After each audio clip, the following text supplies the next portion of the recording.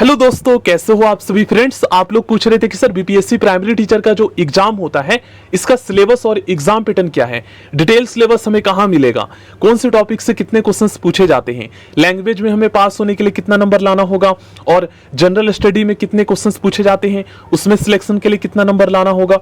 तो आज की इस वीडियो में फ्रेंड्स हम आपके जो है सारे डाउट्स क्लियर करने वाले हैं और क्या निगेटिव मार्किंग होता है या नहीं होता है, सब कुछ मैं आपको बताऊंगा। देखिए फ्रेंड्स, यहां पर आप लोग ध्यान से समझिएगा। देखिए आपका जो पीआरटी का जो एग्जाम होता है ना फ्रेंड्स, इसमें एक पेपर होता है, ठीक ना, एक पेपर होता है जिसमें फ्रेंड्स क्या है ना, टोटल 150 क्वेश्चंस पूछे जाते हैं। अब 150 में से फ्रेंड्स क्या है ना कि 30 क्वेश्चंस, देखिए ये जो पेपर होता है ये दो पार्ट में विभाजित होता है, पार्ट ए और पार्ट बी। तो पार्ट ए जो होता है ना ये फ्रेंड्स आपका लैंग्वेज का होता है जो कि क्वालिफाइंग पेपर होता है, और पार्ट बी जो है ये फ्रेंड्स आपका जो है मेन पेपर होता है जनरल स्टडी का। ओके फ्रेंड्स, मेन पेपर होता है आपका जनरल स्टडी का।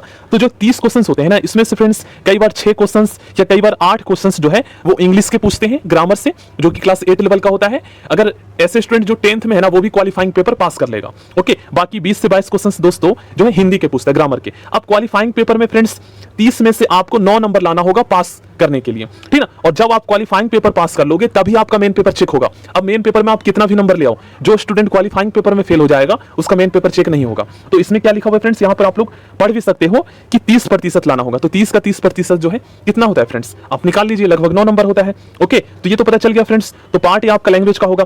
अब फ्रेंड्स देखिए 150 क्वेश्चन होंगे लैंग्वेज को मिलाकर, ठीक ना, और 150 मिनट का आपको टाइम मिलेगा।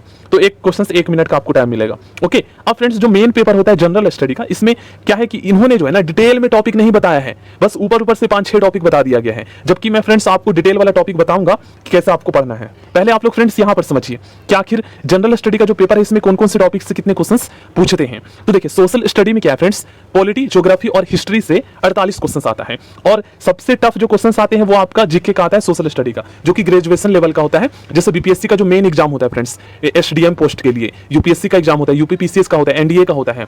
तो इस लेवल के क्वेश्चंस आते हैं, एसएससी सीजीएल लेवल का क्वेश्चंस इसमें पूछते हैं। अब पॉलिटी का जो क्वेश्चन आता है वो बिहार से भी आता है, बिहार पॉलिटी, ठीक ना, भारत का और विश्व का। ज्योग्राफी में बिहार ज्योग्राफी, ठीक है, बिहार का भूगोल, भारत का भूगोल और विश्व का। इतिहास में बिहार इतिहास, बिहार का इतिहास, भारत का और विश्व का। ये पता चल गया। अब कहां से क्वेश्चंस आते हैं, तो मोस्टली क्वेश्चंस दोस्तों लुसेंट का जो बुक है ना जीके जीएस का, ऑब्जेक्टिव भी और सब्जेक्टिव से भी पूछता है। वहीं पर अगर आपके पास घटना चक्र है तो उससे आप डीपली एक एक टॉपिक पढ़ लो जो उसमें दे रखा है, बस। साइंस में 16 क्वेश्चंस आते हैं जो कि 10th लेवल का आता है, बहुत ही आसान आता है। तो साइंस के लिए फ्रेंड्स आप लुसेंट ही बुक पढ़ लो और ऊपर से हो सके तो आप स्पीडी लगा लो, हो जाएगा आपका। मैथ क्लास 10th लेवल के आते हैं 16 क्वेश्चन, जो कि बहुत ही आसान आता है।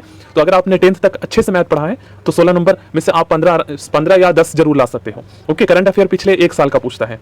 रीजनिंग में friends logical and analytical reasoning का क्वेश्चन पूछा जाता है 16, जो कि रीजनिंग की तैयारी आप यूट्यूब से कर सकते हो। ओके, और ईवीएस के 8 क्वेश्चन पूछता है, जो कि लगभग थोड़ा अच्छा होता है। ईवीएस का क्वेश्चन ज्यादा टफ नहीं होता है। तो आप चाहो तो एनसीईआरटी सार संग्रह की बुक भी पढ़ सकते हो। अब फ्रेंड्स इसमें 120 क्वेश्चन आता है, आपको पता चल गया। तो सिलेक्शन के लिए अगर आप जनरल कैटेगरी से हो तो 85 प्लस लाना होगा, ठीक है। वहीं पर अगर आप फ्रेंड्स ओबीसी से हो तो 70 लाना होगा, ईबीसी से हो तो आपको 65 लाना होगा, वहीं पर बीसी कैटेगरी से हो तो फ्रेंड्स आपको 68 लाना होगा, वहीं पर फ्रेंड्स अगर आप एससी से हो तो फ्रेंड्स आपको 60 लाना होगा, एसटी से हो तो आपको फ्रेंड्स 55 लाना होगा, और फिजिकल डिसेबिलिटी को 50 पर मिल जाता है।